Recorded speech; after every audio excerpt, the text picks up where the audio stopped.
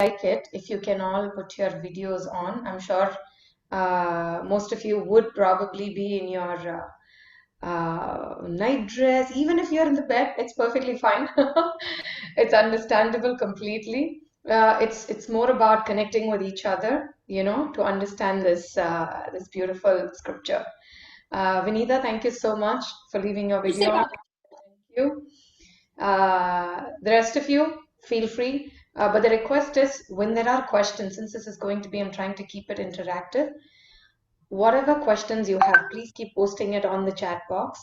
And you could also unmute yourself and ask me whenever you have a question, because sometimes it so happens that when we are stuck with one concept, not being very clear, we are not able to move forward. Whatever I'm talking about after that, you will not be able to really grab it because each one is a connection of the previous concept. So my request is feel free to ask me at any time, right? Just raise your hand. And if I'm even not seeing, unmute yourself and ask me. So now I'm going to share my screen. Shraddha, good morning. Thank you so much. Apayal, can you enable my screen sharing? Yeah. Thank you.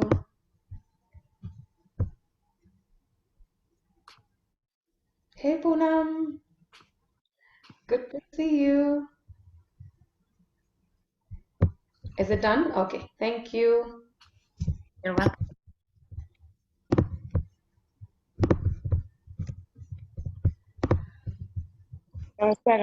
Thank you so much. Yes, Poonam. Okay. What we will do is, as much as I would like a quick introduction before we begin the sessions, it would really be excellent if we take the next 5 minutes to just quickly introduce ourselves. Yeah. I mean, I see your names here. I'm sure that's the person's name as well. Sometimes we do log in others' ID as well. If you are logging from another person's ID, you could please introduce yourself with your name and tell me what are you why have you joined this course? I really would like to know why you have joined this Bhagavad Gita course. This is it. Your name and why you have joined. Let me quickly hear from everybody. So on my screen, the first person I see is Vinita. So if Vinita would like to go first, it's perfectly fine. Or Vinita, you want to take some time also, it's good, no problem. Okay. Shuba, hi, my name is Vinita, and my reason for joining this course means I have been trying to read about the scripture for some time, but I have not been able to. And I just don't know, means I really felt that this was the time I wanted to understand, get answers for core questions, some thoughts that have been going in my mind, and possibly get some guidance. Amazing. That's a wonderful reason कटोरी नहीं for आया joining कटोरी this course. Thank you so much, Vanita. I Thank really hope that we are able to do justice. Yeah. Okay. So just one small request because we are going to begin today with a little bit of introduction. We might go a little beyond 11, right? So 11:30. Please excuse me for that. I hope I have permission from all of you for that. But from tomorrow, we will as much as possible keep it to 11:30. I will finish my class in 45 minutes and leave a question answer session time for 15. But there are some topics like karma and Ishvara and Jiva and all of this, which could be showered with questions. So if all of you are interested, we don't mind going a little bit forward, a little more than the usual time for answering the questions. All right. Thank you so much, Payal. Hey, good morning, everyone. How are you all? So the reason I'm here is also very similar to what Vanita said. I've been trying to read the scriptures, get some knowledge, and I have, in fact, read a few verses, and but I have a lot of unanswered questions. So I'm going to be asking a lot during this session. And not just that, I mean, we all know that the Bhagavad Gita is the only source of truth, and it's got transcendental wisdom that has been going down and for years and for like decades and 5,000 years. So I really want to know what is there in the book, and I want to hear it from the source. So yeah. Very good. Very good. Thank you so much, Payal. Yes, you're most welcome to riddle with questions. Thank you for joining, Payal. Shraddha? Hi, good morning, everyone. Morning. Yeah, uh, mainly why I joined. I mean, I used to go for children classes, and I've been listening to Bhagavad-Gita from when I was 7 and 8 years old. But still, I really want to know more about the Gita, and it is the absolute truth. And just to get a new perspective, because since childhood I've been hearing different things, but then just to start over and have like a clearer idea is why I joined. And yeah, I'm more of a listener, so I mean, I love listening about the Gita and the stories and everything. Very nice. So we see how, so we have so many varieties of people who are listeners, who are those who are inquisitive. So let's see what more we have. Poonam? Namaste, everybody. Morning. Um, uh, Predominantly, and it is said so that if you are in the presence of the absolute truth, you will never have questions. So the reason I am here is I've been full of questions all my life. But the whole intent is to be able to drop all those questions. Uh, and if Bhagavad Gita is the truth that we are claiming it to be, which it is, but what I'm saying is we come from a logical sense of mind. We're not, we've not attained to a point where we can put our logical mind aside and uh, operate from a sense from the real self that we are, the self that we call the creator. To be able to function from that point, the questions need to drop. So I'm just here to drop my questions, literally, to kind of actually experience what it is. Perfect. Thank you so much, Poonam. So we have a Gyani and an inquisitive person here. Thank you for joining. Poonam has been in the past year when we were all stuck inside our rooms because of the wonderful corona. Poonam was in an ashram in India, South India, in Coimbatore, for almost a year, closer to a year, I think. And she was meditating and was really going through a super process. So I'm really happy to have Poonam here with us. Thank you, Poonam, for joining. Purvi? Hi everyone, happy to be here. So basically, I have never understood our mythology, like our stories, and I could never relate to them. Stuff like Mahabharata and Ramayana, because everything seems very unrealistic. But of late, like I realized there's a lot of science behind these stories, and it's all kind of coded, the message. So I feel like I need a teacher to help me decode and understand what these stories are trying to tell us. So I'm here for that primarily. Amazing, Purvi. That's a beautiful way to look at this. Really, thank you so much for joining. Thank you. Looking forward to going on this journey with you. Thank you. Haridas? Hey, so I've always been revolving around this book, Bhagavad Gita, since my childhood. But every time I read it, I realize something new or understand something new. So another opportunity to understand it through Mataji's perspective. Thank you. Thank you, Haridas. In fact, I'm very grateful to Haridas because he's been completely working with me, in fact, working more than me. The presentation that I'm going to show now is done by him. And super intelligent boy. Been always, I think he's been with me from my children classes and then the youth classes, and now he's going to become a lawyer. So he knows the law points from Gita, and he's going to know the law points from the material perspective as well. So thank you so much, Haridas. I'm really happy to have you here. Jayant? Hare Krishna, Mataji. So basically, like Bhagavad Gita is a book, scripture which can't be understand even by reading 100 or some endless times. You need, every time you read, like Haridas said, every time you read perfectly, you find a new point in every line. So understanding Bhagavad Gita is still a mystery. You need to understand it with proper focus, concentration, and this is only possible by listening to experienced person. Thank you, Jayant. Again, Jayant is part of the core team who's helping me prepare presentations, and he attends all classes in the week. There's Ramayana going on, there's Gita going on, there's youth classes going on. Any class that's on, Jayant is there, 100%. He's like a sponge, constantly trying to absorb. Oh, this is done. He's not full ever. He's like, okay, put me in the next quarter. I'm going to absorb this also. So thank you very much, Jayant, for being here. Pulkit? Hi, good morning, everyone. Hari Bol, Hare Krishna. Thank you, Mataji, for taking the time out to educate all of us about the Bhagavad Gita.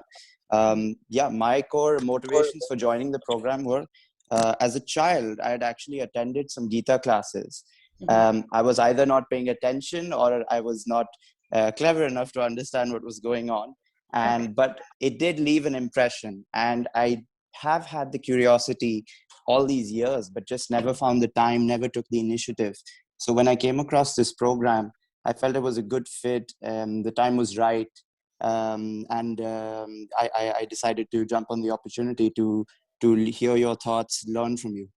Thank you. Thank you so much, Pulkit. That's wonderful. Very inspiring to hear. How old are you, Pulkit, by the way, if it is okay to share? I'm 28. 28, my goodness, that's very young to actually get this inquisitive and come here and learn. Thank you so much. We're really happy. Thank you. Rishabh? Looking forward to it. Yeah, definitely. Haribol Mataji. So I'm here just to get some basic knowledge about Gita and hear a couple of stories from your side and your perspective and learn more about it. Very good. Thank you so much, Rishabh, for joining in. You also seem to be quite young, and I'm really very inspired to be going on this journey with people like yourself, Purvi, Pulkit, and most of you here are quite young and you're interested in learning this. Thank you for joining, Usha.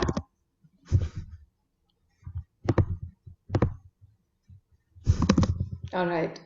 Yes, Usha? Mataji. Yeah. Yeah. I love to hear about the Krishna anytime, every day. Thank you. Thank you, Ushaji, for joining in. Thank you, Shri? Hi. Hi. The reason I wanted to join Bhagavad Gita is because my mom always talks about it, and I'm someone more that it's a guide on how you should live your life rather than any sort of than mostly anything else that it's been told about. And I just want to know how I can use this to improve myself. Okay, Shrey, that's amazing. Oh, I didn't realize earlier. Okay, Trupti's son. Yeah. All right, Shrey, I'm really happy you've joined in the course. So, are you the questioning kinds? Or are you the accepting kinds? A little bit of both. Both. Okay. So I'd really like it. I'm not going to really say that I will answer all your questions and I know everything, but definitely, even if I don't know answers for it, I will go back, get into my research, ask my seniors, and I will come back with answers. So don't shy, don't think twice. I'm ready to go on, even if one person stays back for the next hour to say that you clear this question answer for me.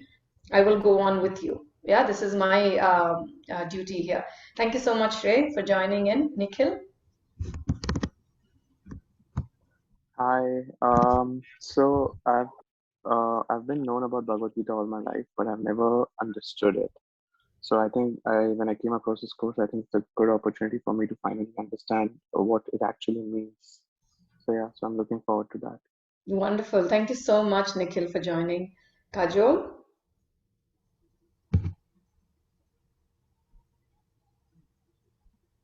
Khushbu? Hi, Mataji. Hi. I Hi, just Khushbu. started on my phone, so I was figuring out how to do it. Okay. No, I was always interested, and you would always tell us in every Bhakti Lounge class that whatever you teach us is through the Bhagavad Gita. So like this is like a whole session. So I really want to see what inspires you, and I've tried reading it myself, but I don't know if I interpret it correctly. So I would love to know your point of view. Thank you, Kajol, for being here. Really wonderful to have you here. I hope Pooja is also with you.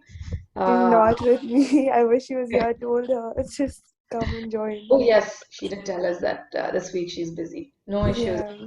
Thank you. Thank you, Kajol, for joining Thank you, in. Mataji. Thanks. Khushbu? Namaste everyone. Namaste Mataji. My name is Khushbu. Like many of you said that you've read the Bhagavad Gita all your life and you know the shlokas and everything. That's what I also have done throughout my life. But to really understand the deepest meanings, and my mom always used to tell me that you have any questions on how to live your life, or you need any kind of guidance, Bhagavad Gita is the answer. So basically for quite some time I've been looking for answers, and I hope my questions will be answered through you. Okay. Yes, from the Gita, we will try to get answers for it. Yeah, thank you so much, Khushbu, for joining in. Hemina Desai, you've just joined in, and you're the last person we are going to ask for intro from. So basically, what we're giving intro on is your name and why you're here. Why did you choose to take up this Gita course? Hemina? Okay. All right. So I'm going to quickly share my screen and we're going to start off with the course. As I had already mentioned, since there are some more new people who have joined in, my request is at any point as part of this course that we're going on, please, you can stop me at any time and ask questions. I'll be happy if I can see the video of the person also on. But if you are not in a position to, that's perfectly fine. But don't shy away from interacting. If there are questions, even if you don't want to unmute yourself, you can always put it on the chat box. Yeah. But please express. This whole thing is about a journey together, right? It's not going to be a lonely journey. So let's travel together.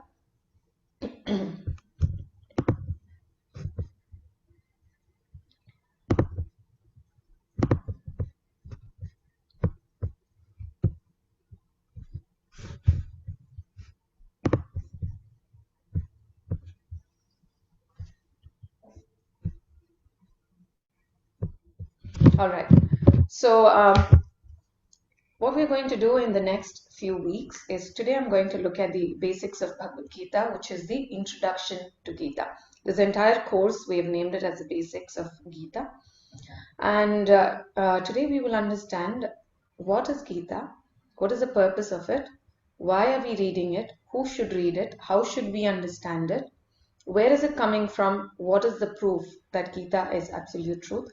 So all of these questions, if we can actually clear up in the beginning, then it becomes easier for us to take Bhagavad Gita as a true authority and then understand based on it, you know. So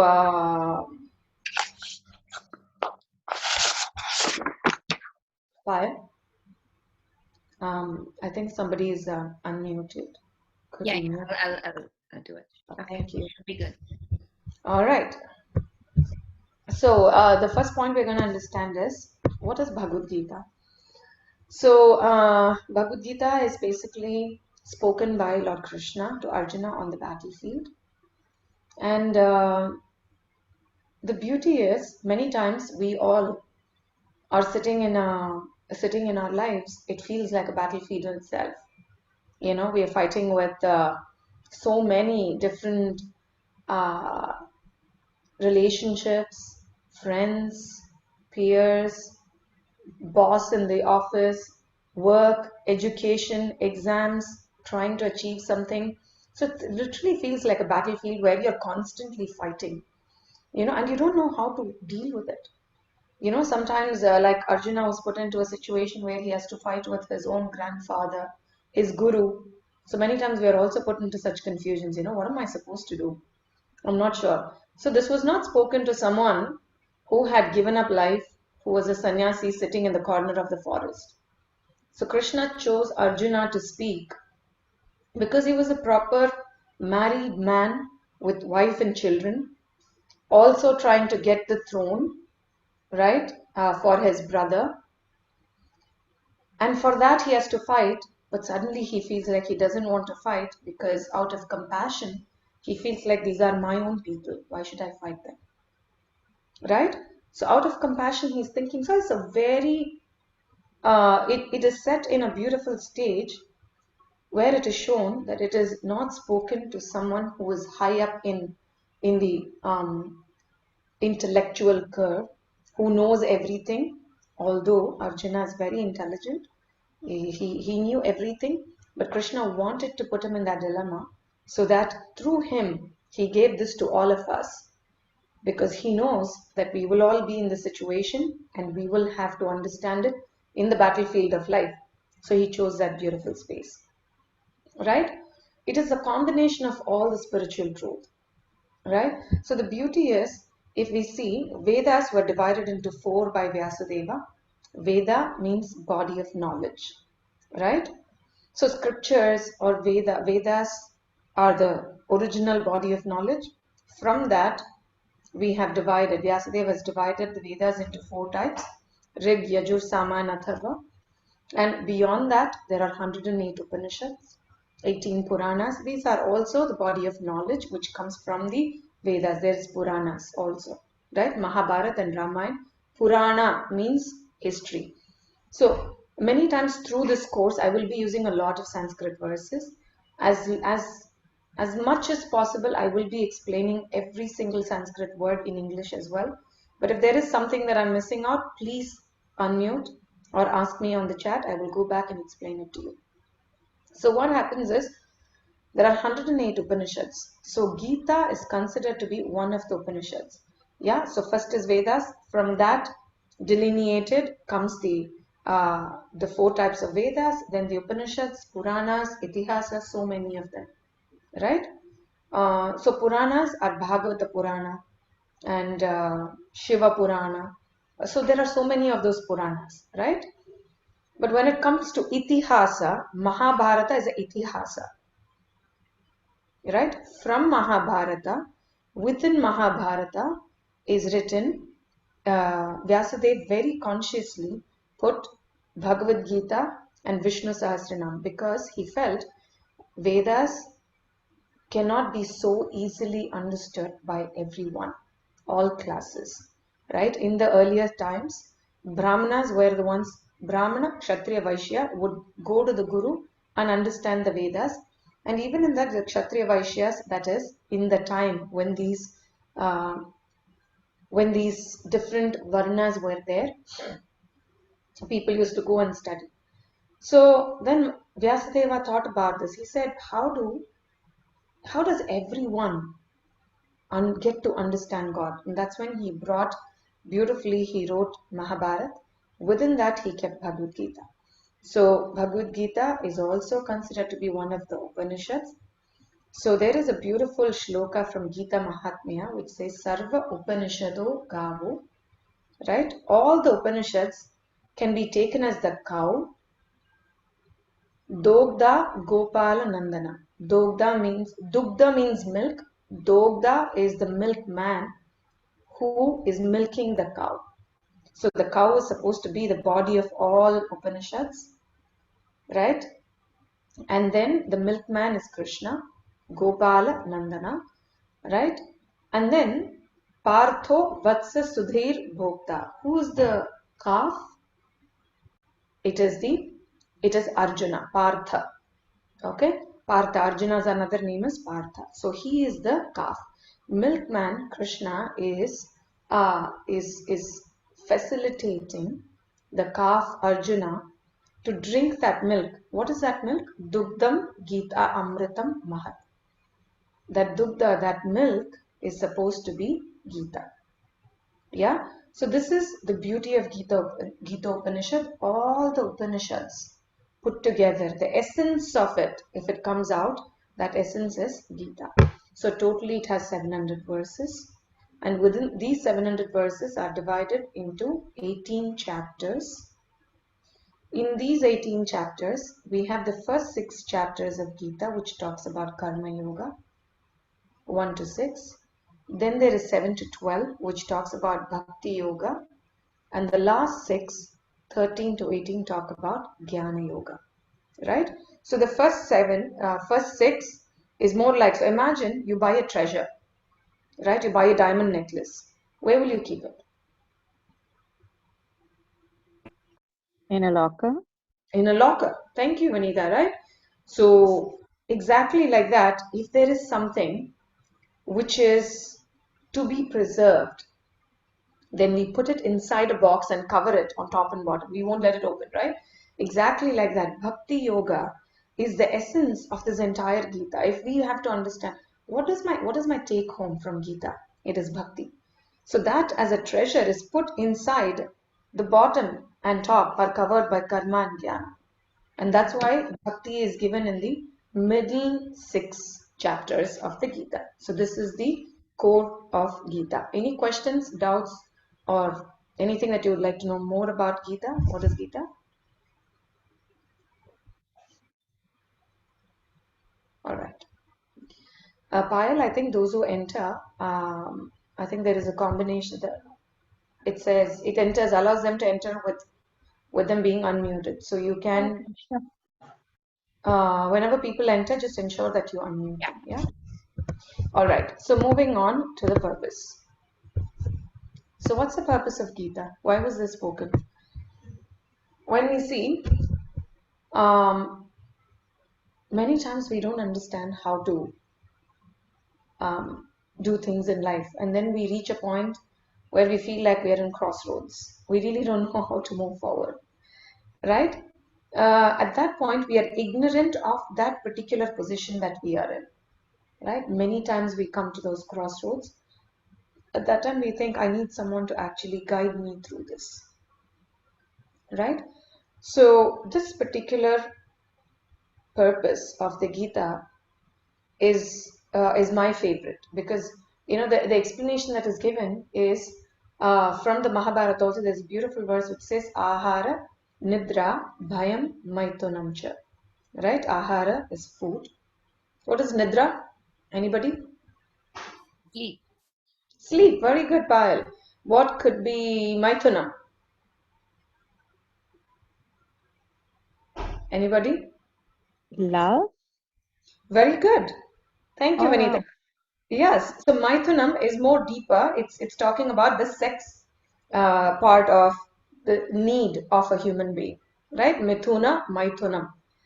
Okay, and then 4 is Bhayam. What is Bhayam? Yeah. Yeah, thank you. Thank you so much, Poonam and Hemina. So this is the fear part of it. So what are we doing when we segregate? What about these 4? Eating, sleeping, mating, defending. These are the 4 bits. Samanyam etat. Samanya means equal. Between what? Pashubhihi naranam. Between animals and human beings. Right?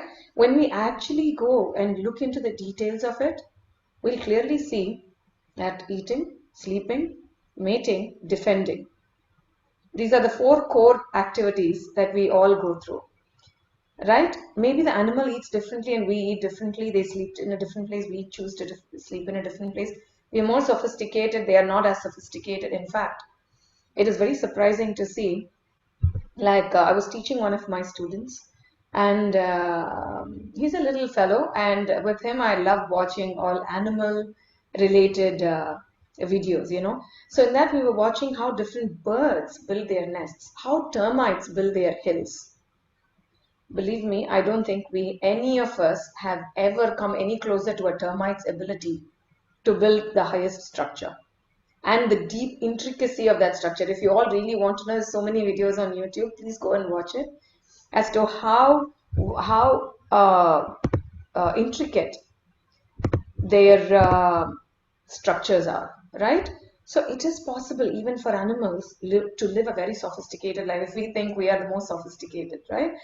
But This is what scriptures are saying, that eating, sleeping, mating, defending. These are very common things that human and animals are doing. So then the question is, of course not. Then we are supposed to be the special beings. How can we be doing everything similar to animals? So here's my question to you. What is the difference between us and animals then? Our intelligence. Intelligence. Who said that? Poonam. All right. Payal, you said something? Awareness. Awareness. Very good. We can think. Very good. Any other thoughts? Knowledge. Reasoning power. Knowledge. Reasoning. Beautiful. Any other thoughts? Is it that we have a higher conscious self and therefore may be able to learn a way to reach the ultimate truth? Very good, Vinita. My goodness, you hit the nail on the head. Beautiful. Right? Thank You you. summed up everything that everybody had said. Reasoning power, able to think. We can discriminate good from bad. And because of this reason, we are able to connect. Who am I? You know, we are able to ask these questions. All of you sitting here today has come here because of this. I'm inquisitive. I want to ask a lot of questions. I'm a thinker, right? I want to think and go deeper. And because of that, I want to connect to the higher self, right? I think thanks to Corona, very sad to know that many of us have lost our near and dear ones. But the other end of it has been also that many of us have gone and become more introspective, right? Gone deeper and wanted to know furthermore, why am I living this life? Because that's when we were locked up, seen enough Netflix, Prime, Amazon, all movies, binge watching, done everything. Now I'm fed up. What more do I have in life? Then Gita comes in place. It answers so many questions. To say that you really want to know what it is, so going ahead with that verse, Samanya Nitate Pashubhihi Naranam. It's equal between human and an animal. What's the difference? Dharmo hitesham adhiko vishesho. If a human being can ask the question, what is my dharma? Then he is in the platform of human. Dharmena hinaha pashubhihi samanaha. If one is not able to ask these questions, then one is almost closer to, maybe we can call them as sophisticated, right? But more in the ignorant path of life, still not able to flower, bloom into asking these questions and getting there, right? So next is, once we ask this question, what is my dharma? Then we start beginning to understand that, okay, I have a relationship with God. Who am I? If I am this body at this point in time, what was I before this body? If I am this body right now, and I'm seeing so many people who are around me, these people who left their lives during Corona, if that was their body, the body was still lying there, but the body is not responding to what I'm saying. It's no more there. The hands are there, the legs are there, the same eyes, nose, mouth, ears, it's all there in the body. But what has gone out of the body because of which this body, which was living and talking and moving, thinking, willing, feeling, is not doing those things anymore. Right? So then the question comes, then is there something beyond this body that is running this body? These questions come up, right? So Gita answers all these questions to understand, who am I? What is my purpose in life, right? And if there is something called God, if there is someone called God, what is my relationship with him? What is my deeper self? If I'm not this body, then where am I placed? Am I the mind? Am I the intelligence? Am I the soul? So answers for all of this is given in as part of Gita. This is the purpose of Gita, to awaken one from their dormant relationship and the dormant knowledge that one has. It awakens them to all those dormancy stage, right? All right. So going back to this, what is Bhagavad Gita? There's one more thing that I would like to talk about. Many people think that it is a religious book, right? Okay, it can be a religious book because yes, Hindus follow Bhagavad Gita as much as Christians follow Bible and Muslims follow Quran. Definitely, yes, we can call it a religious book. But beyond that, Bhagavad Gita is also a manual to mankind. Right? How do I live my life? Okay, I'm filled with anger. I'm a good person, but I'm not able to let go of this anger, because of which I'm losing a lot of relationships. I'm filled with lust, envy, greed. How do I let go of it? Gita has answers for it, right? Then, like one of the questions that we had, who am I? What is my relationship with God? Right? When can I go back? Is there reincarnation? Why am I suffering in this world? I'm also a good person. In this birth, I've never done anything which is wrong to others, but why am I suffering? Right? And then why is time acting like this with me when it is not acting like that with someone else? Why this partiality? Is God partial? Is God always there? Is he omniscient and omnipresent? Any of these questions that we have that is bogging our mind, right? When we are young, we probably don't ask these questions. As we grow older, we open up, we wake up to these. But there are many who already when they are young have gone through so many challenges in life that they want to open up and really ask and understand these deeper aspects of life, right? So that is why it's my favorite reason as to why Bhagavad Gita. What is Bhagavad Gita? It's because it's manual. So one of you said that any question that anyone has, they open. I think Purvi said it, you open the book, you have answers to it, right? She said, her mother said, or something like that. Right, Purvi? Was that you? No, that wasn't me. That wasn't you. Okay. So I heard someone else say that. So that's also one of the reasons, right? Gandhiji used to do that, I believe. Whenever he had questions, he would open up and go there. The other information to all of you is once we finish this part of the class, you will have a quiz at the end. Each one of you will take the quiz. So it's important that you really understand what you're going through, because you're going to be tested right at the end of the session. All right? Why should we try to understand Gita? Right? What's the purpose? Do I really need it? Right? Today, I know I don't need to really convince all of you, but when we actually have the why to doing something, the how just automatically follows. Right? Most things in life, imagine you have a goal in life, but you're not able to achieve. Imagine we take resolutions year after year. Well, we don't really do it.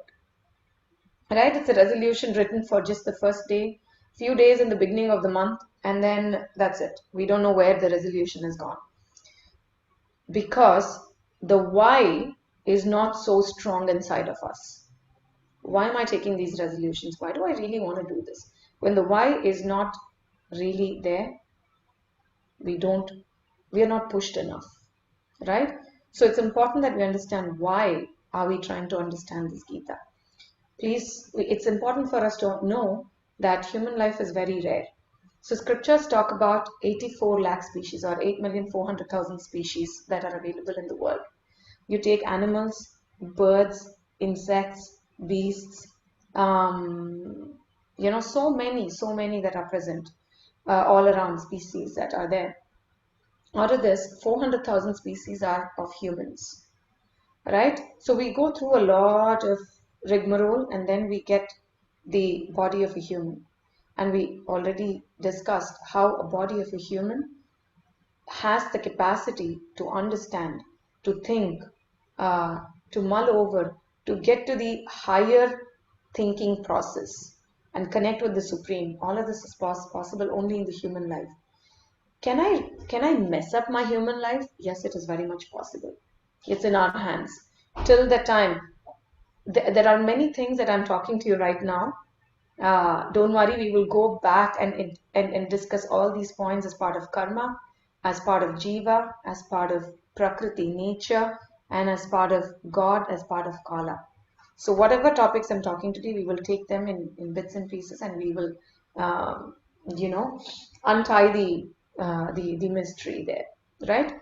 So can I mess up? Yes, we can, very much. It's in our hands. When we become the human, we start accumulating karma. Till the time we are in the species of, in the body of animals don't accumulate karma, right? So there is a constant upgradation in the bodies of animals, And then when we come to the body of a human, karma starts getting accumulated. So we hear Einstein's a law, right? Every action has an equal and opposite reaction. That's what happens. You sow a corn seed, you will get corn as a produce. And if you're going to sow a poisonous plant seed, that's what we are going to reap. So what we sow is what we reap, especially as humans. So it's important, instead of saying, I'm not sure, so I don't care. Sorry, but because of that, oh, I wasn't sure that what seed I did sow here. Fine, but that's what you're going to reap. So it's better that we become intelligent and understand what we are sowing, right? So as humans, we are given that ability. So it's good if we are going to be responsible for it instead of acting as a victim, right? To say that, oh, I didn't know that this was going to happen. Okay, good news, wake up. Now you know, right? So let's make the best out of it. And then there are so many sufferings, right? Scriptures beautifully delineate sufferings into three types. One is adhyatmic, the sufferings that one causes to oneself, right? Just like we assume that someone is thinking of us, that I'm not very intelligent enough. We assume. It's not that they've told us, but we assume. And then all the activities that we perform are based on that assumption, right? We assume that, oh, my decisions are very stupid because I've made 3 decisions which were very stupid, so that's what I am. So we decide that, and then we continue that way, doing things, right? So the point is, this is like this. So many things we cause to oneself. These are sufferings caused by oneself. Then the second type of suffering is a suffering caused by other entities around us. Adi bhautik. Bhautik is this material world. It could be a mosquito. It could be our neighbor who's constantly allowing the child to come outside and scream in the corridor, and we are disturbed about it. Or somebody who's constantly dropping something above us, and we are irritated because of that. Or it is corona, or it is the taxation system, the law. It could be anything, but we are suffering because of that. Any entity that is outside of us, but in this material world. The third one is adhidaivik, which is given by the gods. Tsunami, volcano, these are not under our control. It's given by a higher power. So these are the 3 different sufferings are put into these 3 categories, right? So then what do? I really wish I don't get old. I stay young. 16, all of us love to be there between 16 and 20. Don't want to go beyond that. But unfortunately, life moves, right? We get old. And so old age, nobody wants, but it comes. Disease. Who wanted corona? Did we all pray to get corona? It just came. Corona is just one-off thing, right? How many in the past? Nobody wants it, but it comes, right? And then birth. We die. We don't want to die, but we have to. There's no choice. And we're not sure if we have a choice, but we are born again. So the more we act in a way that I'm born again, then I don't want to grow old, but I grow old. I don't want disease, but I get it. I don't want to die, but I die. These are real problems of life, right? There are relative problems and there are real problems. Maybe we can find solution to relative problems, but these real problems, what is the solution? To understand how do I get permanent solution to these real problems, to the different sufferings that I'm put through. These are the reasons why we need to understand Gita. All right. Okay. Any questions, doubts till now?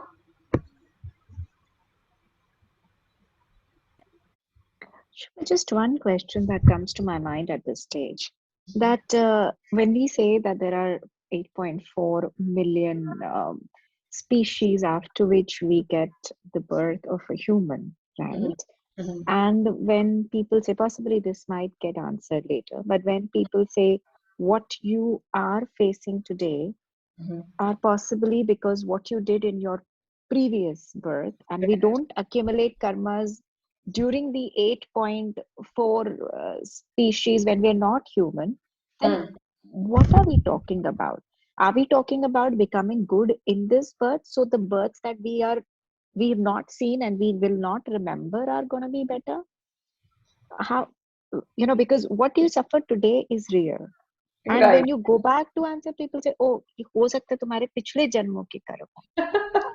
Doesn't. Come on, I don't even remember what I did. Why am I suffering for it right now? Yes, yes. Very good, Vinita. Beautiful question.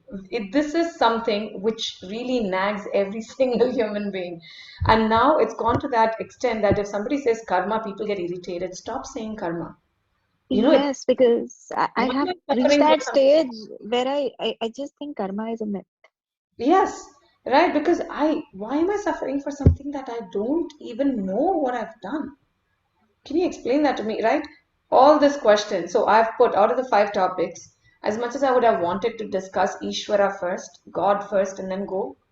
But I've put karma first. So that's the topic of discussion tomorrow. Because I know that the first nag for people is karma. So we will clear that out tomorrow. And then we will go beyond, right? And each one of these 5 topics are interconnected. So maybe we will get part of answer tomorrow as part of karma, and as we go beyond in the 5 topics we will get untangling each one of these gradually, right? So thank you very much, Vanita. Tomorrow again, if the entire presentation doesn't answer your question, come back, or it could change your question. Please come back and we will discuss this again. Yeah. All right, thank you, Vanita. Shrey, can you repeat the second form of suffering? Okay, so the second form of suffering is adi bhautik, which is caused because of someone else to us, right? The first one is we cause it to ourselves. The second one is which is caused by others. Sometimes, just like very simple, parents are constantly nagging the children to do the right thing, right? As when I was a child, I promised myself, why is my mother started the next lecture? Mom, can you please stop it? And I promised myself I'll never be like my mother. My mother is here as part of the course. Right? So I promised myself I'll never tell my children what to do, what not to do. Yeah? But I grew up and I'm exactly my mother. I'm telling my children what to do, what not to do. And I start my lecture, I go on and on. Then I'm wondering, why am I such a hypocrite? I didn't like what my mother did, but I'm doing the same. Then I realized that what my mother did is because she loves me. She wanted to do the best for me. She wanted the best for me, so she did what she did. And that's what I'm doing as well. I'm thinking I'm doing good for them, but sometimes children feel like, you're not doing good for me. Can I just learn it myself? Sometimes it's good if I just go through it. Maybe I'll suffer, but I learn it much more stronger. So even that is adi bhautik suffering. Someone else causing it to me. It could be my own mother. It could be my father. It could be my best friend. But they're disturbing me and I'm suffering because of that. And another common example that we could give is relationships, affairs, right? So we go through a relationship, then there is a breakup. We suffer, right? That's also adi bhautik, suffering because of someone else. Shrey, I hope that gives clarity. Am I answering your question, Shrey?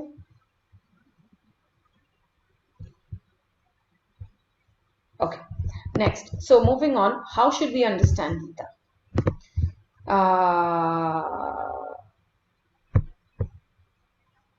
So we should understand Gita as it is. Many times what happens is there are so many philosophers, thinkers, jnanis, yogis, so many people who has written explanation for Gita, right? But what has happened is each one writes Gita, the recent one is Devdutt Patnaik's My Gita. Even he's written Gita.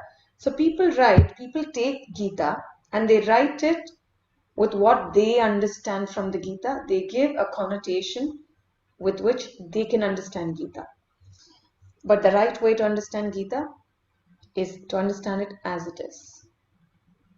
So if you see, there is one of the Gitas that I follow personally, is part of ISKCON, and this is written by Srila Prabhupada. So what he has done, what really attracted me to this particular Gita, is he gives word by word translation to each one of the Sanskrit, and from the word by word then he brings the translation to it, and then he explains the translation by giving a purport to it. So first time, so to me, because I'm also a science student, to me everything scientific, logical would really make sense. And when I read this Gita, it really made a lot of sense, because it just didn't say, like when I used to ask, when I was a child, when I would ask, why am I supposed to do this? I'd get an answer, we all are doing it. Just do it. Don't keep asking questions, why for everything. Just do it. So, okay, after some time we feel like, okay, they're doing it, we have to do it, that's it. Right? There's an interesting story also, there was a mother who was getting her daughter married.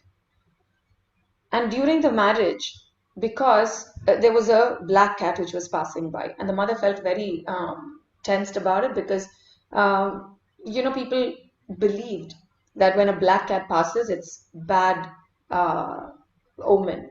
So she immediately caught the black cat and she put it under a basket, and then she said, yes, now we can continue the go ahead with whatever has to be done for the marriage ceremony. So the girl looked at it and she realized that, okay, before every ceremony, we have to catch a black cat and cover it under a basket. So she did that as part of every single good thing that happened in her life. She said, now I need to catch a black cat and I have to put it under the basket, and then only I can continue with the good things, auspicious things, So sometimes we are put under a machine where we look at certain things and we do it, we don't question why we are doing. The nice thing that I saw with this particular Gita is this answers, apart from the translation and the word to word, it answers questions very practically. Why are we doing this? Right? Who am I? Practical explanation. What am I doing here? What is my dharma? Practical explanation to everything.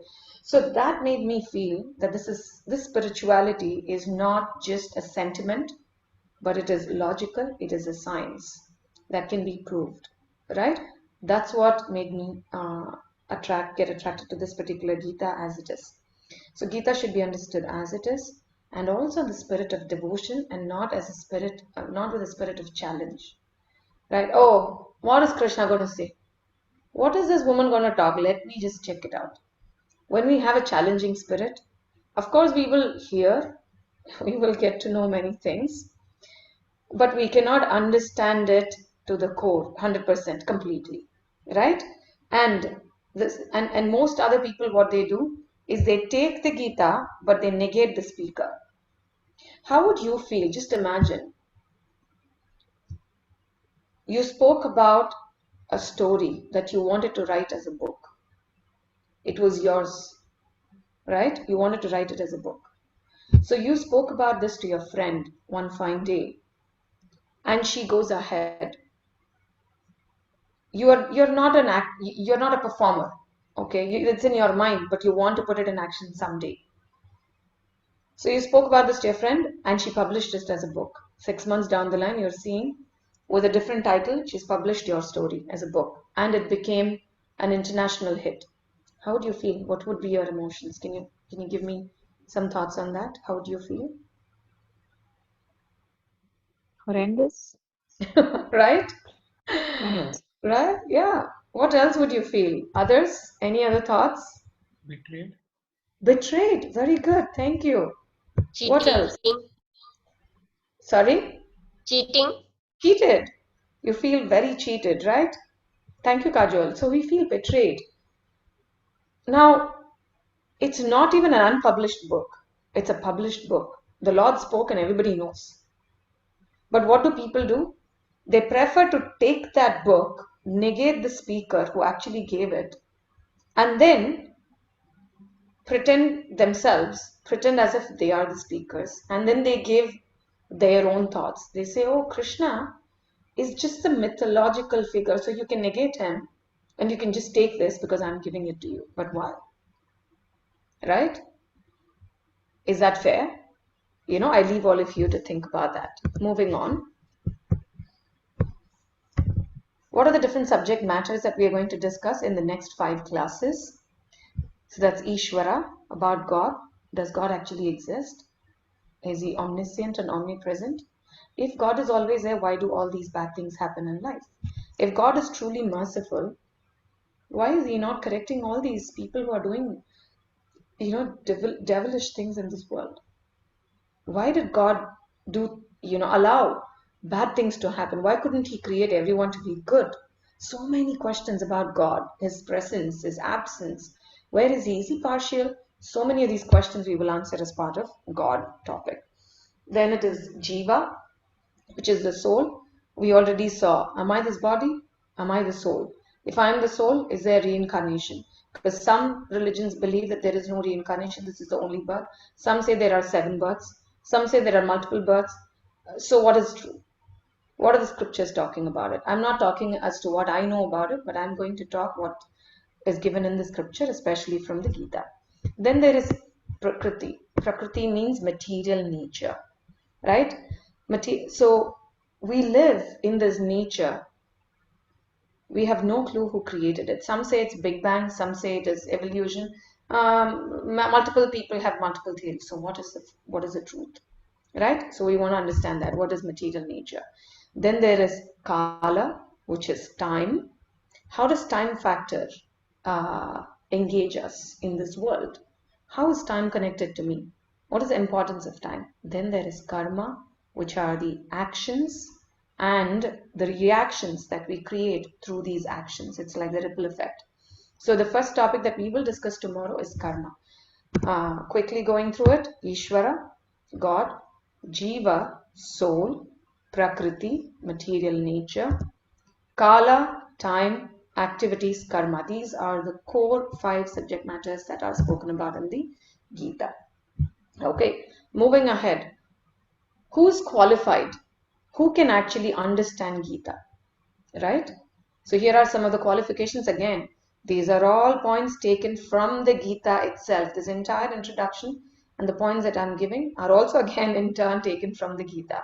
So it talks beautifully in the 4th chapter. There's a beautiful verse which says, Tadvidhi pranipatena pariprashnena sevaya upadekshanti te jnanam jnaninas tattvadarshinaha.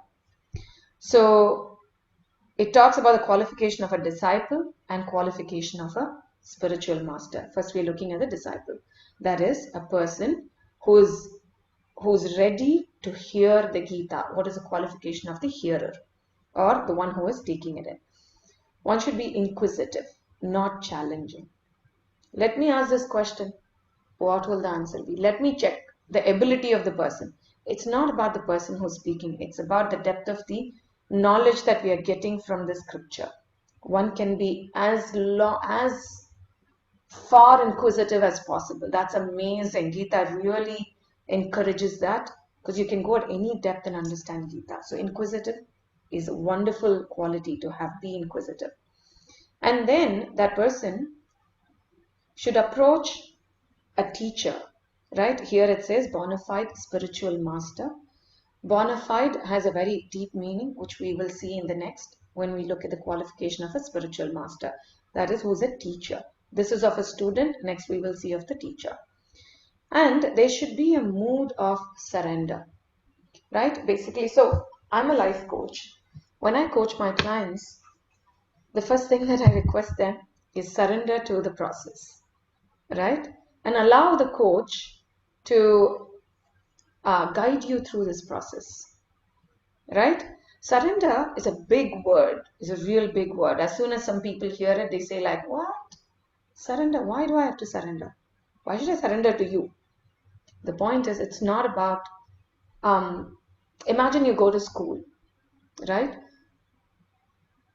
Your teacher is saying hydrogen and oxygen comes together to form water, right? How many of you believe it? If you believe, just say I on the chat. Just say I. Just type I on the chat box. If you really believe hydrogen and oxygen come together to form water, please put I. Okay, Haridas, Payal, Purvi, Kajol, Jayant, Pulkit, Nikhil, alright, Shrey, Kalpana, Usha, Shraddha, Vinita. Thank you. So looks like I don't see anyone who does not believe it. But has anybody seen it? Has any of you seen what your teacher is saying? Have you literally seen in the lab. Hydrogen, 2 parts of it, oxygen, 1 part of it, come together. So how are you believing it? Because we trust the teacher. Very good, Pulkit. Thank you very much for that. That's a brilliant answer. You trust the teacher, right? That's what we call here as surrender. Trusting in the teacher is a very important factor, because without that, whatever knowledge you're going to gain from the person who's teaching is going to be incomplete, right? So that's what this is. Approach the spiritual master and surrender unto the process that is being taught, right? Trust in the person. That's very important. And the next thing is, must be a devotee of the Lord, one who's truly thinking that we can try and understand super big concepts in life. But when the person, like, imagine a child wants to reach the father, okay? The little child, it's only 2 months, 3 months old. The child wants to reach the father. It is shaking its hands and legs, but looking at the father is so happy. But unless the father goes down and picks the child up, the child cannot come on his own. Exactly like that. Please understand, we may want to know the Gita, right? We may have the inquisitiveness, the interest to know the Gita. We are the child here. Unless otherwise the mood is, oh Krishna, you have spoken this, and I'm really interested in knowing this. I'm super happy. I really want to understand it in the right mood. If that interest and that showcase of devotion, if it is there, then the Lord will also come down to lift us, to actually give that beautiful knowledge very clearly as He has spoken. Because please understand, we all project what we perceive inside of us. The same person, okay, let me ask this question, okay? A quick activity. Okay, we are at 11:32 now. Because we started the session almost at 10:50 after the introduction, I might have to go on a few more minutes. Probably we'll finish by 12 o'clock, including question answers. Is that okay with everyone? Can you please put it on the chat? If you're okay, just say okay on the chat.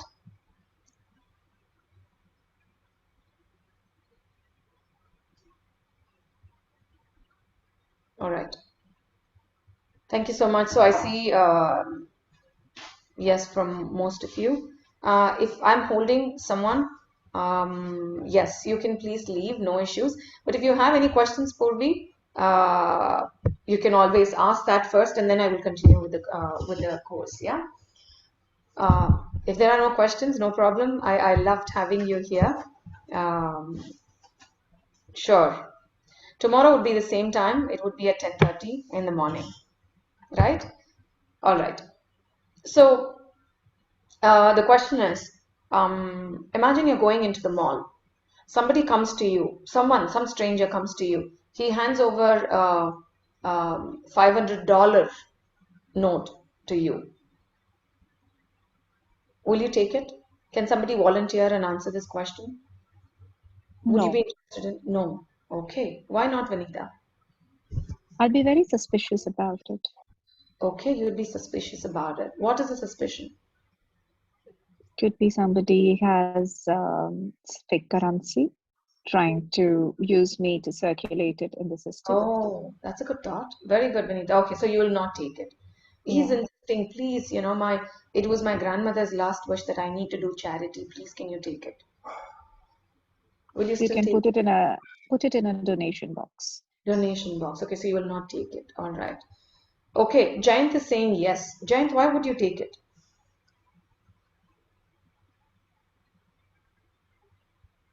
Would you like to? He's giving. Okay. He's giving. Okay, that's a simple one. He's giving, so I don't mind taking it. All right. Anyone else has a different thought here?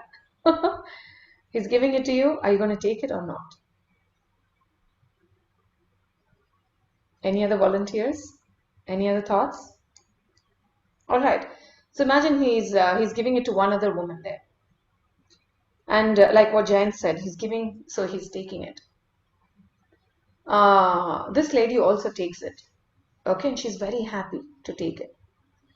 Now, Vinita, when you go back home, you're seeing him walking to different people and giving it, and people denying and looking at him weirdly, You go back home, and then you have your husband or your child at home, and you want to tell them about this person. What would you talk about this person as?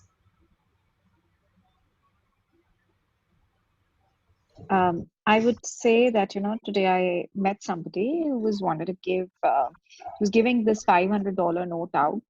And I was super cautious because of the fact that I do come from a financial industry background. It may have been genuine, but I told him to put it in a donation box, and possibly somebody who is super needy might take it, and I just hope he's genuine. Right. So you're thinking that, oh, this person may not be, you're questioning the genuinity of the person, right? Yes. Perfect. So you're not happy, you're not satisfied. All right, very good. Now, Jayant, what would you go back home and talk about this person as? About the person, what would your thought be? What would you go home and tell your father?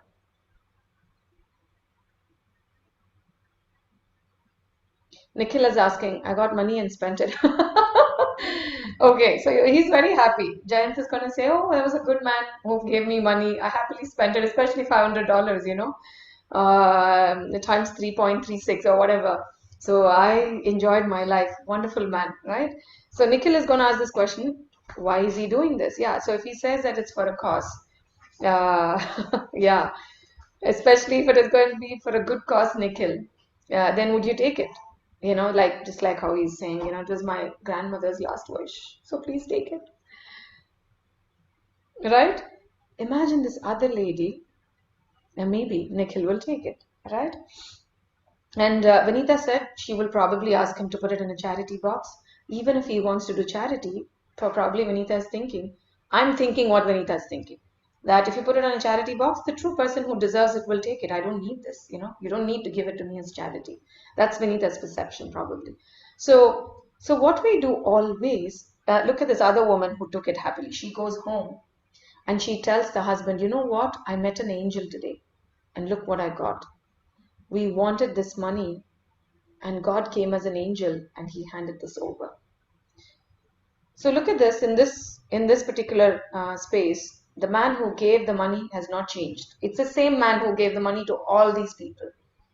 The money that was given, it's the same, $500 note. So there is no difference in that. But look at how each one of us perceive, right? Vinita perceives him as a not very genuine person. You're not sure. Maybe he's genuine, but to me, he's not. And Jain thinks, oh, it was fun. I got the money, it was fun, I spent it. And the other woman looks at him as an angel.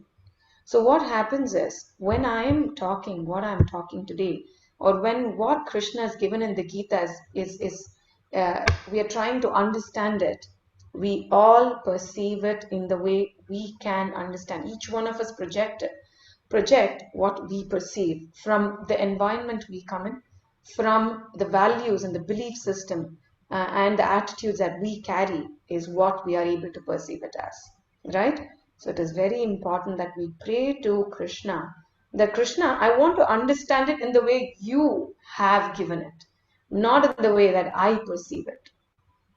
For this, being a devotee is a very important factor. All right, moving on to understand what is the qualification of a spiritual master.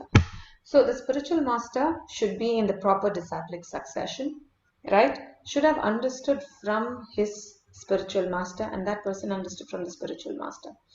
Just like how a postman is actually taking the money from your father and delivering the exact same money to you. He's not changing it. Those days we used to get money order. These days it's just a bank transfer, right? So imagine if your father is going to transfer 100,000 dirhams. Okay, this is my will to my daughter or my son. I'm transferring it. Is the bank also going to feel the same affection for you and put another 50,000 dirhams and say, here, take the 150,000 dirhams? The bank is just doing its job. I take exactly by the penny and I transfer it. Exactly like that.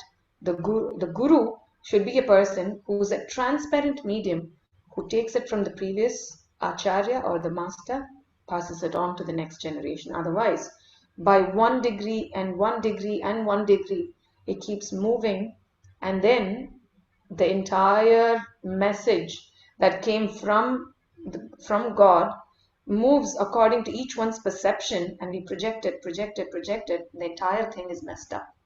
This is why a master should be exactly like a postman in the disciplic succession and should have realized conclusions from scriptures after deliberation, which means one is being knowledgeable or intelligent and another is being wise.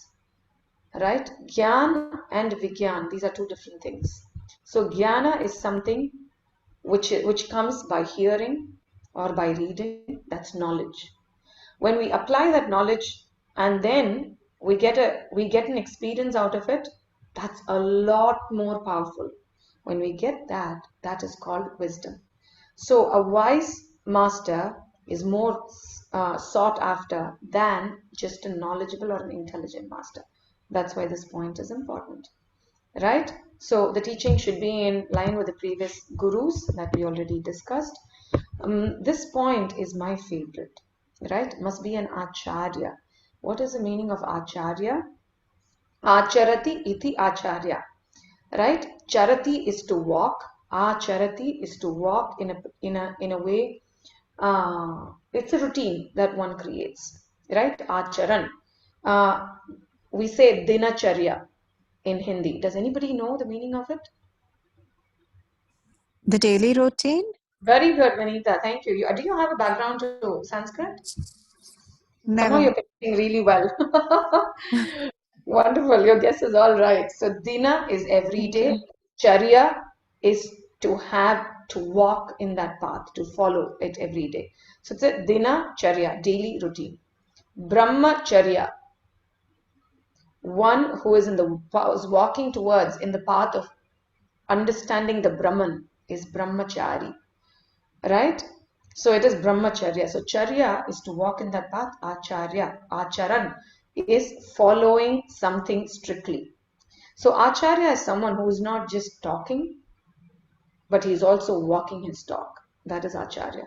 So that spiritual master who's giving a class here shouldn't say, you know what, don't unnecessarily let your senses get, led, and you walk in the path where the senses are going. Control your senses. And then in the evening, you're seeing that same Acharya drinking and dancing crazily.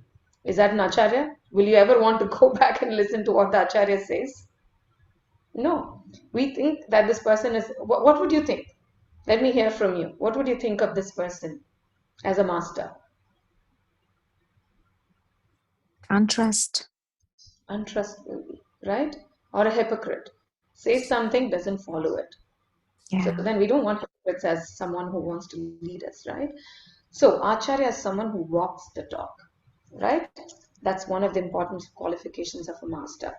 That person should be, as we already talked about, how it is important to be a devotee, to understand the words of Krishna as it is.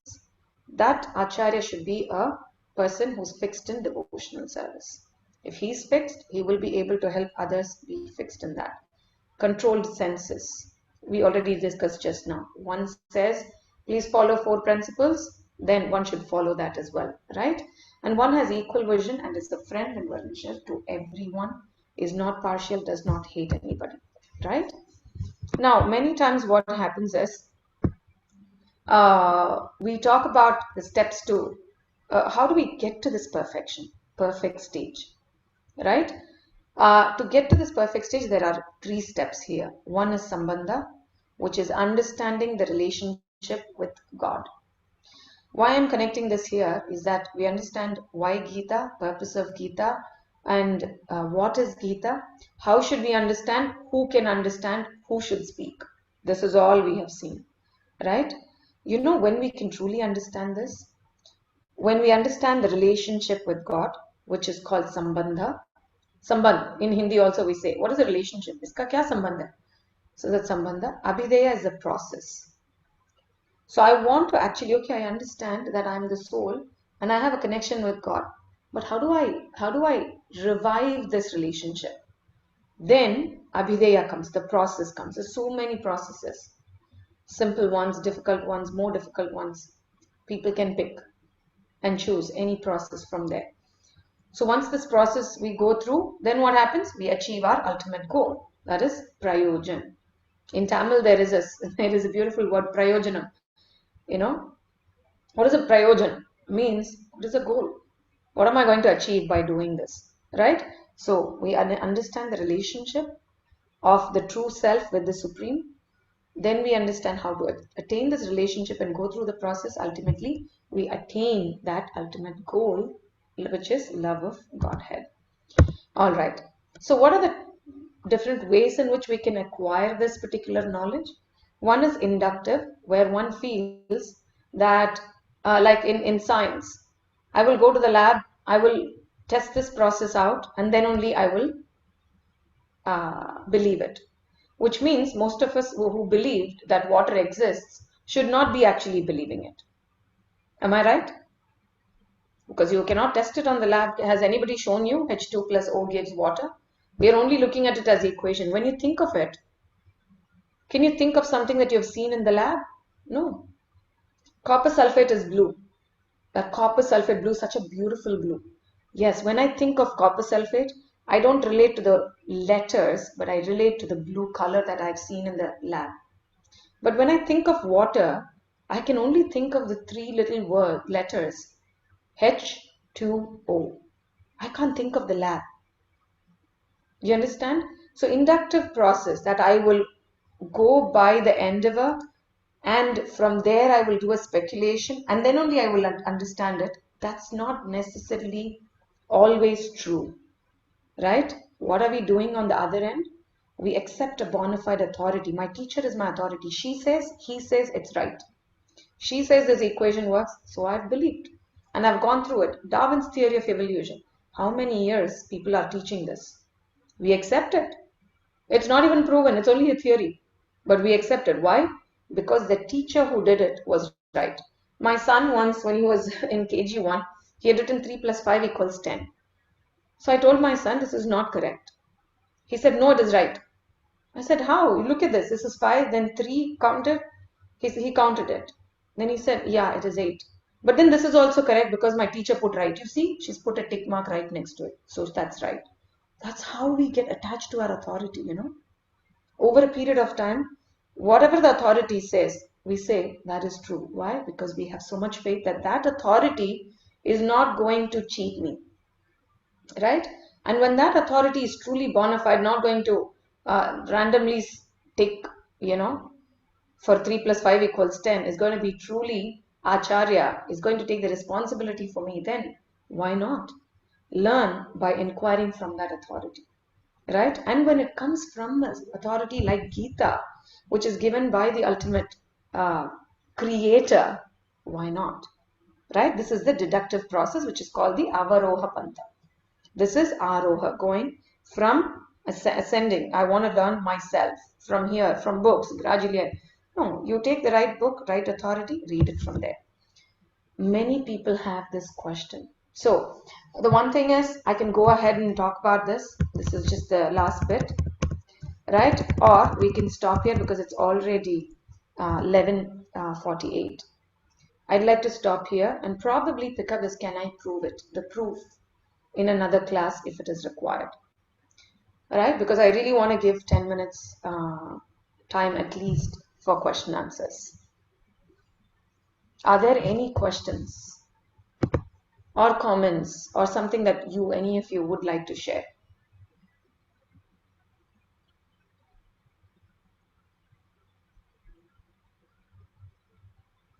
Whatever we've dealt with till now. No? So Mataji, you in the discipline section, or who can be a guru, you gave an example of a bank which is transparent and just gives you money. But we also see that bank takes service tax. Can we understand that as someone may just understand it his own way, take out what he doesn't require as service tax and give it out? That's a good point. Yeah, but again, I think these days there is also a possibility that who takes that interest? right? So if someone is going to say, I take the interest, and the father sends the entire thing, then the son is not really paying that, right? And again, tax, I sit in Dubai, I really don't understand the concept of tax, and neither am I from the financial background or law background, So I think I wouldn't want to go that way to explain because I have a lawyer and a finance person here. Right? So I'm explaining it with my limited understanding. I hope I'm really catching the point what you're saying, Hari. Yes. All right, thank you. Where does one find the spiritual master? Very good, Kajol. Thank you so much. Um, the point is the first um, factor which actually leads you to your spiritual master is your desire to actually achieve that spiritual master, right? You wanting to get to that person who's going to give you that knowledge. You have that interest, naturally you are pushed towards that. So in the bhakti process, it is beautifully mentioned, Adav Shraddha, right? The first one is faith. The moment you have faith, right, God automatically moves you in that process.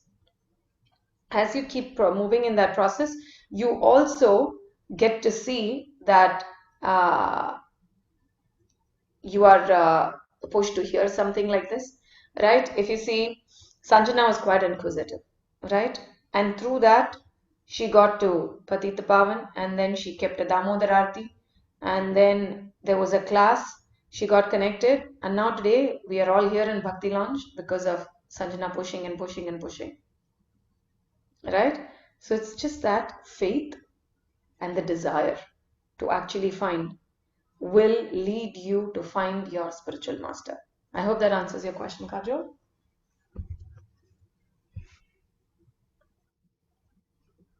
And we've just seen the qualifications of a spiritual master. So you can keep these qualifications as a benchmark when you're finding the actual spiritual master, right?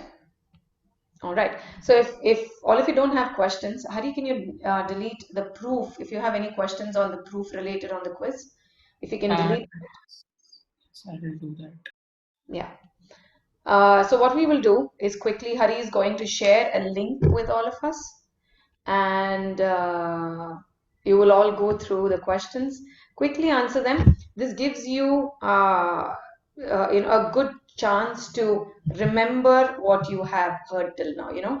So we've kept enough time for you to think over and then answer the question. This is not about how quickly you finish the quiz. This is about how much you remember from what you have heard. Yeah.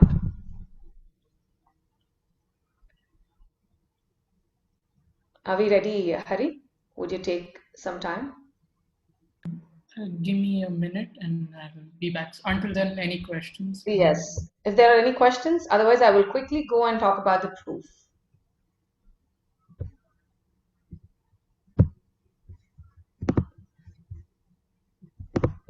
All right.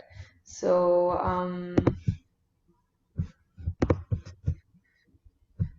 what are the, so many people ask, what is a proof? How can you prove that?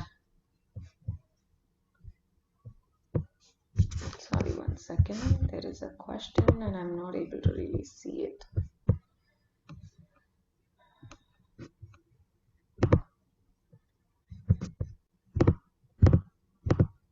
It's hiding behind somewhere. The question is, what qualifications does a devotee need to get a guru? Okay. The same things that I had discussed just now. Qualifications: one, be inquisitive and be ready to surrender and trust the guru, right? And be in the devotional mood. These are also some of the qualifications that one should have to get a guru. Which mood should we have while reading the Gita? Nice question. So the mood that one should have is the mood of a devotee, that I completely am ready to accept and trust the Gita, right? We looked at why the Gita, what is Gita, what is the purpose of it, understanding all these basics to have that trust in Gita and to pray sincerely, a prayerful mood to Krishna, who's the speaker of the Gita, so that we understand it in the mood of the speaker. That's the mood we should have. Very good questions. Thank you so much. Hari is ready. Hari, you can post the link on the group.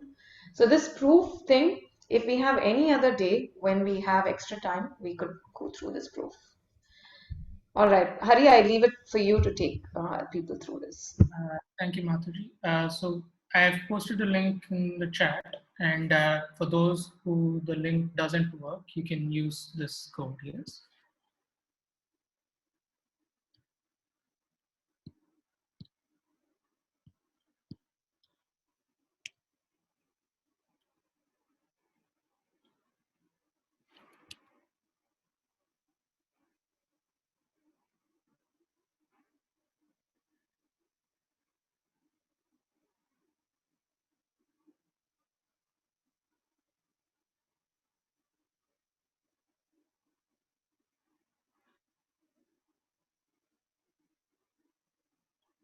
I believe that's all of you. If anyone is left, you could let me know. I'm trying to do this. Uh-huh. It's saying dog filler. I don't understand this. So you could just go to Google, type. I'm doing start. My name is already taken, it says. Okay. Vinita saying I put it suddenly I says see it's you already here, taken. Vinita. I see you as part of the Yes, people you're here. part of the quiz is Vinita. So how do I go back to start again? It's not starting again. You could exit, or I could remove you from here and you could rejoin. That'll be better. Okay, I have removed you. You could. Okay, just a second.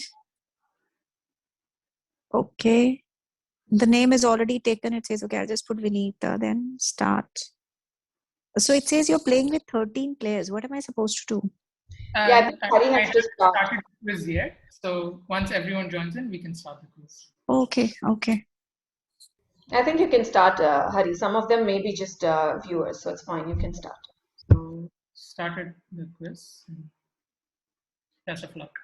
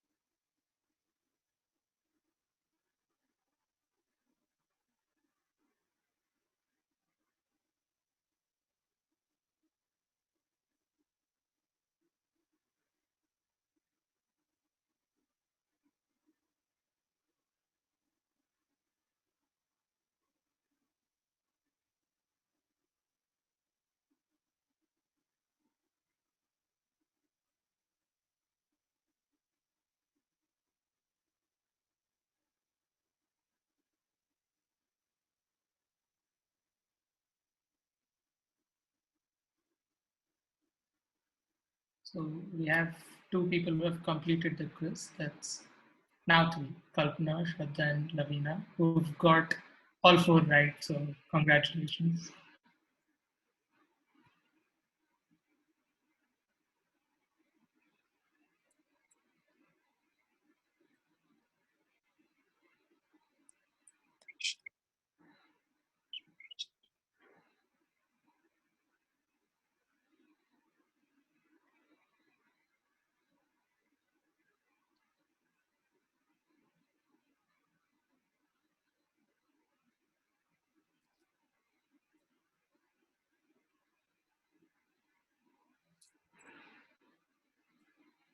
So I believe everyone has completed the quiz now.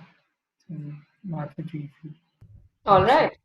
Khushbu, is this the first time you're part of any of these classes, or have you been learning from before?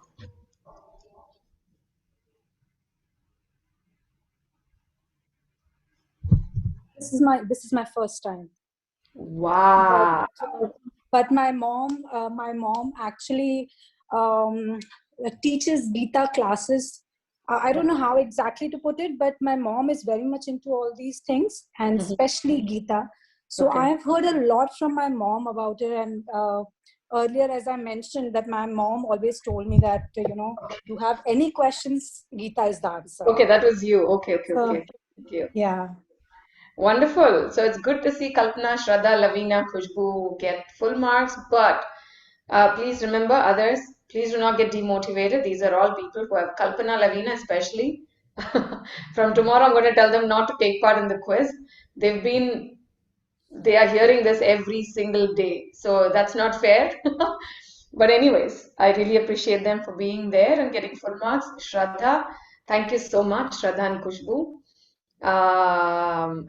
for being there and giving all right answers. But others, I am super happy that most of you have taken this opportunity to give answers and get most of them right. Thank you. So any feedback from this class that you would like to give, by which I can improve for tomorrow? Any problems that you faced other than the timing? We'll definitely work on the time there. But any other feedback that would help me make it better for you tomorrow? I think it's great. It's great. It's the first Okay. time I'm actually doing something like this. I have never read Bhagavad Gita, to be honest, just read those snippets and forwards. Oh, So it's very interesting. that's amazing, Vanita. Good to hear. Hey, before all of you leave, just one request. Since each one of these chapters or topics are individual and can be learnt in itself, share this with anyone that you think would really be interested and it would help them. I'll be happy if you could do that, and we are more than happy to have newcomers for any of the sessions. Even if it is the last session, people could just join, because we're going to do more courses as part of Bhakti Lounge, and we'll be super happy if you're here. Anybody here from the executive towers?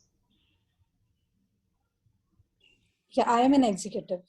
Okay, Khushbu. What's your mother's name, Khushbu?